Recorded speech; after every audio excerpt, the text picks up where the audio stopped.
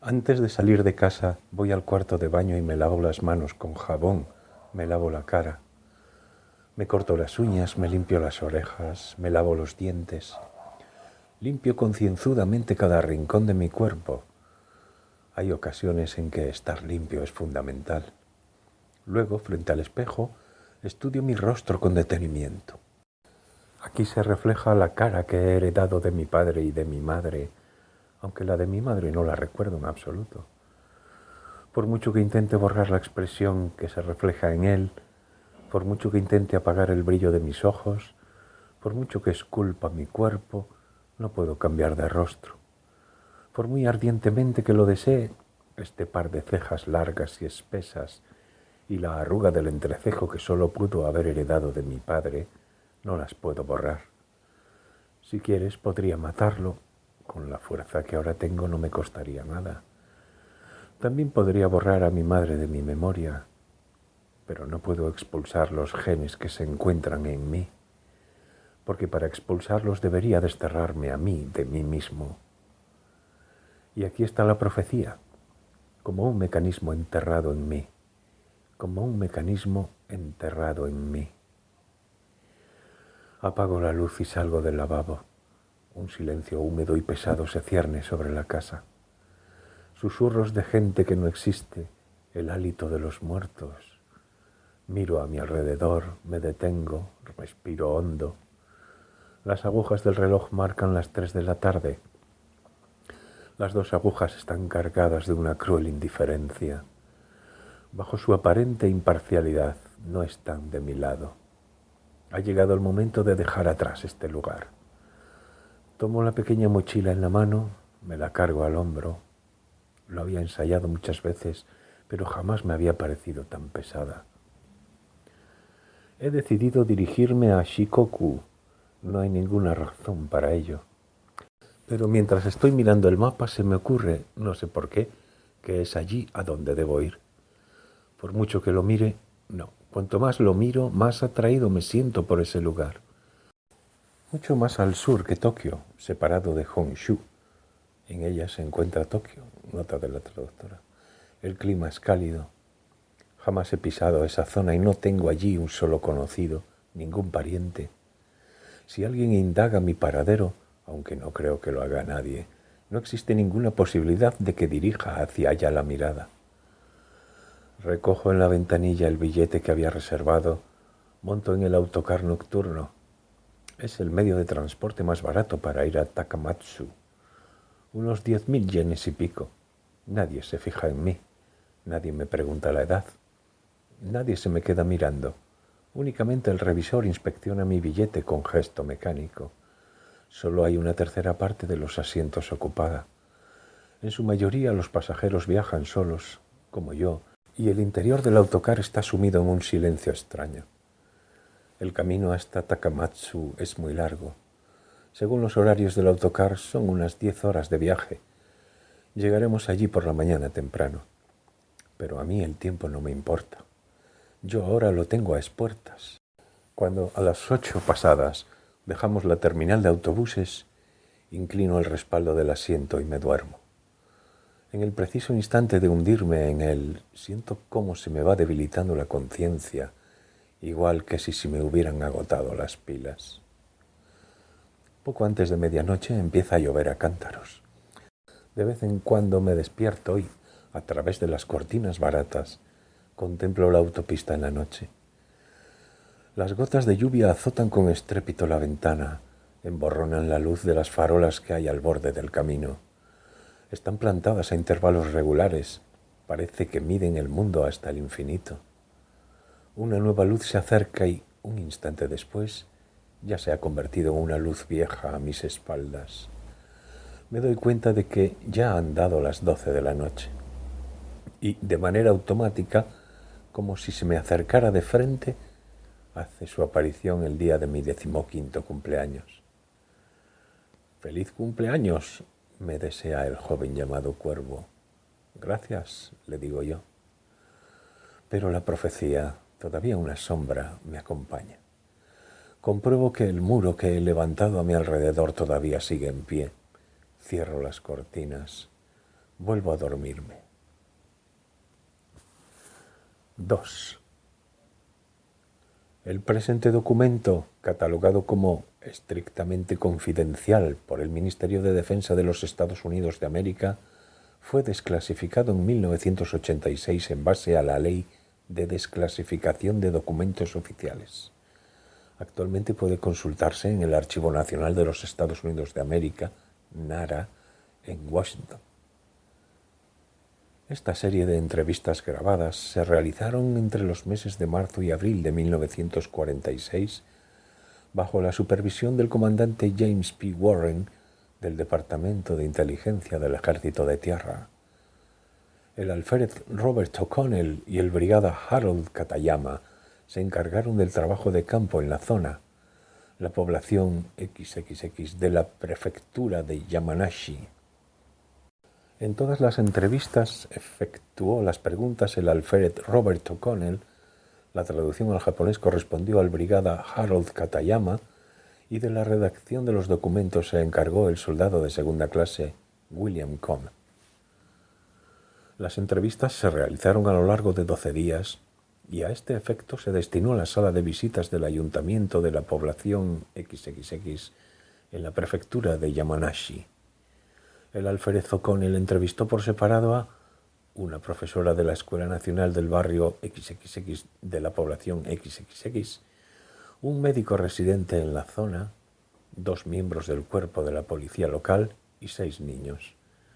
Los mapas adjuntos a escala de 1 a 10.000 y 1 a 2.000 del área en cuestión fueron elaborados por el Instituto Topográfico del Ministerio del Interior. Informe del Departamento de Inteligencia del Ejército de Tierra, MIS. Fecha 12 de mayo de 1946. Título: Informe sobre el incidente de la montaña del Bol de Arroz, 1944. Número PTYX 722893674542213WWN. Entrevista a Setsuko Okamachi, 26, tutora de la clase B de cuarto curso de la Escuela Nacional del barrio XXX de la población XXX. La conversación fue grabada. Se puede acceder al material relacionado con la entrevista mediante el código PTYX 722SQ118. Impresiones del entrevistador alférez Robert O'Connell. Setsuko Okamachi es una mujer menuda y de facciones bonitas. Inteligente y con gran sentido de la responsabilidad, ha respondido con precisión y honestidad. Sin embargo, parece hallarse todavía, de alguna manera, bajo los efectos del shock que le produjo el incidente. Se apreciaba cómo crecía en ella la tensión psicológica conforme iba resiguiendo lo que recordaba. En esos momentos tendía a hablar más despacio. Era un poco más de las 10 de la mañana cuando vi una luz plateada que brillaba en lo alto del cielo. Un brillante resplandor de luz plateada. Sí, era el reflejo que despide un objeto metálico, sin duda.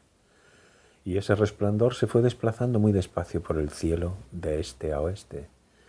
Nosotros nos preguntamos si se trataría de un B-29. Estaba justo sobre nuestras cabezas, así que teníamos que mirar directamente hacia arriba. El cielo estaba despejado del todo, sin una nube, y la luz nos cegaba. Lo único que veíamos era el resplandor de un objeto plateado que parecía de duraluminio. Sin embargo, el objeto se encontraba a una altura tal que no podía distinguirse su forma. Así que deduje que desde allí tampoco podrían descubrirnos a nosotros. Por lo tanto, no temía que nos atacaran y tampoco me preocupaba que nos bombardearan. ¿Qué sentido tiene arrojar bombas al corazón del bosque? Pensé que quizás aquel avión fuera de camino a bombardear alguna gran ciudad, o que quizá volviera de hacerlo. Así que nosotros miramos el avión sin alarma alguna y continuamos andando. Yo incluso me sentí atraída por la extraña belleza de aquella luz. Según el registro del ejército, en aquel momento, es decir, alrededor de las 10 de la mañana del 7 de noviembre de 1944, ningún bombardero ni ningún otro avión sobrevolaba la zona. Pero yo, y también los 16 niños que se encontraban allí, Todos lo vimos con claridad y todos pensamos que se trataba de un B-29.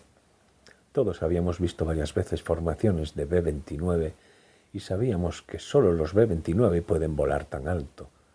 Además, en la prefectura había una pequeña base aérea y, de vez en cuando, también veíamos volar aviones japoneses, pero estos eran demasiado pequeños para alcanzar una altura semejante.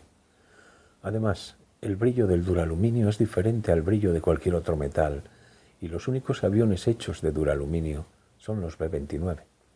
Solo que, en aquella ocasión, no se trataba de una gran formación, sino de un único aparato, y esto me pareció muy extraño. ¿Nació usted en esta zona? No, yo nací en la prefectura de Hiroshima. Me trasladé aquí al casarme en 1941.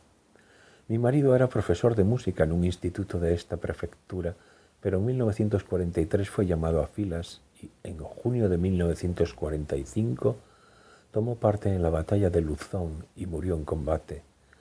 Según me comunicaron, estaba haciendo guardia en un almacén de munición en las afueras de Manila, cuando el almacén fue alcanzado por los disparos de la artillería del ejército americano.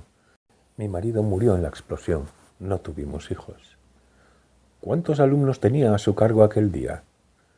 16 entre niños y niñas, la totalidad de la clase exceptuando a 2 que no habían participado en la excursión por estar enfermos. La proporción era de 8 niños y 8 niñas. Entre ellos había 5 que habían sido evacuados de Tokio. Con la finalidad de realizar unos ejercicios prácticos al aire libre, a las 9 de la mañana salimos de la escuela con las cantimploras y la comida. Por más que los haya llamado ejercicios prácticos al aire libre, no se trataba de ningún estudio especial. Básicamente consistía en ir a la montaña a buscar setas y hortalizas silvestres comestibles. Nosotros vivimos en una zona agrícola, así que la comida no faltaba. Pero eso no quiere decir que contáramos con suficientes alimentos. La contribución obligatoria al gobierno era dura y, exceptuando unos cuantos, todos teníamos siempre el estómago vacío.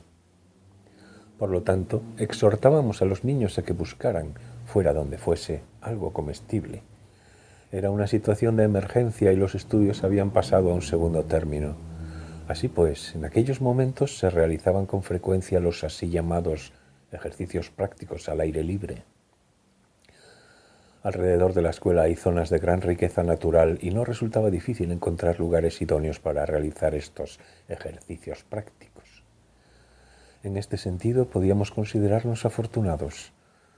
Todas las personas que se hallaban en las ciudades pasaban hambre. En aquellos momentos ya estaban cortadas las rutas de abastecimiento procedentes de Taiwán y del continente, y las grandes ciudades sufrían una grave escasez de víveres y de combustible. Usted ha mencionado que en su clase había 5 niños que habían sido evacuados de Tokio. ¿Se llevaban bien con los niños de la zona? Por lo que se refiere a mi clase, en general los niños se llevaban bien. Unos eran del pueblo y los otros provenían del centro de Tokio. No hace falta decir que habían crecido en ambientes completamente distintos. Hablaban un lenguaje diferente, vestían de diferente forma. Además, la mayor parte de los niños de la zona pertenecen a familias de campesinos pobres y los niños de Tokio eran en su gran mayoría hijos de personas que trabajaban para empresas y de funcionarios del gobierno. Por lo tanto, no se puede decir que se entendieran bien. Sobre todo al principio, entre ambos grupos existía cierta tensión. Jamás hubo peleas, ningún niño sufrió acoso o malos tratos por parte de los otros, solo que los unos no podían entender lo que pensaban los otros. En consecuencia, tanto los niños de la zona como los de Tokio formaron grupos cerrados. Sin embargo, al cabo de unos 2 meses, se acostumbraron los unos a los otros, porque los niños, en cuanto juegan juntos a algo que les entusiasma, derriban con relativa facilidad las barreras culturales y sociales. Descríbame lo más detalladamente posible la zona a donde condujo aquel día a los alumnos a su cargo. Es una montaña a donde solíamos ir con frecuencia de excursión. Tiene forma redondeada, parecida a la de un bol de arroz invertido, y por eso la llamamos la montaña del bol de arroz. La montaña no es muy abrupta, cualquiera puede subirla sin esfuerzo. Se encuentra un poco al oeste de la escuela, se puede ir andando. Hasta la cima, al paso de un niño, se llega en unas 2 horas. Teníamos previsto detenernos en el bosque a medio camino para buscar setas y tomar un bocado. A los niños les divierten más estos ejercicios prácticos al aire libre que las clases en el aula. El resplandor de aquella especie de avión en el cielo nos recordó momentáneamente la guerra, pero fue un acontecimiento puntual. Todos nosotros nos hallábamos de un humor excelente, nos sentíamos felices. El cielo estaba azul, sin una nube que lo empañara, no soplaba el viento. En la montaña reinaba un silencio absoluto. Lo único que se oía era el canto de los pájaros. Una vez en el corazón del bosque, la guerra parecía algo ajeno, algo que estuviera ocurriendo en un país remoto. Todos avanzábamos por el sendero cantando. De vez en cuando imitábamos las voces de los pájaros. Era una mañana maravillosa, perfecta de no haber existido un hecho innegable. La guerra proseguía. Se adentraron en el bosque poco después de avistar el objeto parecido a un avión, ¿no es así? Sí, no creo que hubieran transcurrido 5 minutos siquiera. A medio camino dejamos el sendero que conduce a la cima y nos metimos por sendas que se abren a través de los bosques de las laderas. Estas sí son bastante empinadas. A los 10 minutos de subida se abre un claro en el bosque. Es una zona muy extensa, completamente plana, parecida a una mesa. En el corazón del bosque todo está en silencio. La luz del sol se filtra a duras penas. El aire es frío. Solo en ese claro el cielo se extiende luminoso sobre nuestras cabezas. Parece una plaza pequeña. Los de nuestra clase, cuando subimos a la montaña del Bol de Arroz, solemos visitar ese lugar. Ahí se siente una extraña paz, un curioso recogimiento. Cuando llegamos a la plaza, hicimos un descanso. Descargamos los bultos y empezamos a buscar setas en grupos de 3 o 4. A los niños les había impuesto una regla, que ninguno saliera del campo visual de los demás. Los reuní a todos y les insistí en ello una vez más. Por muy familiar que nos sea el lugar, se trata del bosque. Si se adentran demasiado en él y se pierden, luego puede resultar difícil encontrarlos. Pero son niños pequeños y, una vez se enfrascan en la búsqueda de las setas, se olvidan de las reglas. Así que, mientras yo misma iba buscando setas, no paraba de contar cabezas. Hacía unos 10 minutos que habíamos empezado a buscar setas en el centro de la plaza, cuando los niños comenzaron a desplomarse al suelo. Cuando vi que caían redondos 3 niños a la vez, lo primero que pensé es que habían comido setas venenosas. En esta zona hay muchas que producen un veneno letal. Los niños de la zona las conocen, pero entre ellas hay algunas que son difíciles de distinguir. Por eso siempre les prohibía que, bajo ningún concepto, comieran setas hasta que las lleváramos a la escuela de regreso y un experto las seleccionara. Claro que los niños, ya se sabe, no siempre hacen caso de lo que se les dice, ¿verdad? Yo me precipité sobre ellos, cogí en brazos a los que se habían caído en el suelo y los incorporé. Sus cuerpos estaban desmadejados, parecían de goma reblandecida por el calor del sol. Era como si a aquellos cuerpos les hubieran abandonado las fuerzas. Tuve la sensación de estar abrazando la muda de algún reptil. Sin embargo, respiraban con normalidad. Les tomé el pulso, vi que era normal. Tampoco tenían fiebre. La expresión de sus rostros era tranquila, no parecían estar sufriendo. Tampoco mostraban signos de que les hubiera picado alguna abeja o mordido alguna serpiente. Solo estaban inconscientes. Eso era todo. Lo más extraño eran sus ojos. Mostraban un estado de postración cercano al coma y sin embargo no tenían los ojos cerrados. Los mantenían abiertos como de costumbre y parecía que estuviesen contemplando algo. A veces incluso parpadeaban. Era evidente que no dormían y movían las pupilas despacio, de izquierda a derecha, con tranquilidad, como si estuvieran barriendo con la mirada de punta a punta un paisaje lejano. En las pupilas brillaba la luz de la conciencia, pero en realidad aquellos ojos no miraban nada, como mínimo nada que se hallara frente a ellos. Les pasé la mano por delante, pero sus pupilas no reaccionaron. Incorporé a los 3 niños, uno tras otro, y los 3 se encontraban exactamente en el mismo estado. Inconscientes, con los ojos abiertos, movían despacio las pupilas de izquierda a derecha. Era una escena de lo más anormal que imaginarse pueda. ¿Quiénes componían el grupo que perdió el sentido en primer lugar? Eran 3 niñas. 3 niñas que son muy buenas amigas. Las llamé a voz en grito, les palmeé las mejillas, se las golpeé con bastante fuerza. No reaccionaron. Parecían no sentir nada. Dejaron en mi mano un tacto irreal, una sensación muy extraña. Pensé en enviar a alguien corriendo a la escuela, porque regresar acarreando a las 3 niñas sobre mis espaldas sería superior a mis fuerzas. Así que busqué con la mirada al niño más veloz, pero al incorporarme y lanzar una ojeada a mi alrededor, me di cuenta de que todos los demás niños también se habían desplomado. Los 16 niños, todos sin excepción, yacían inconscientes en el suelo.